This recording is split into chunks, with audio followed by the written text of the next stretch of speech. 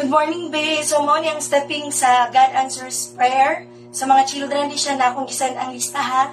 O niya ang kuan kay duwa ni siya ka English, duwa ka Tagalog, duwa ka Bisaya. Pero ang itulo niya, ti isa-isa lang. Ha?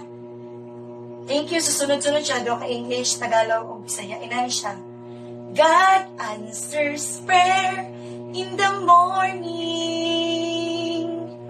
God answers prayer. Right hand una, at noon. God answers prayer. Right na ulo, in the evening. So keep, right, yan po nakamot. So keep your heart in tune. Otro. God answers prayer in the morning. God answers prayer at noon.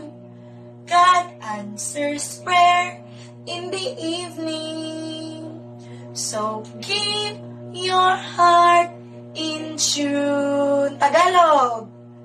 Manalangin sa umaga. Pari-pariya rinig stepping. Manalangin sa tanghali.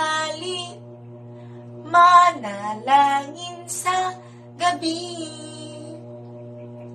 Laging maniwala. Duwa na siya katagalog. Bisaya. Mag-ampo ta sa buntag. Mag-ampo ta sa uto.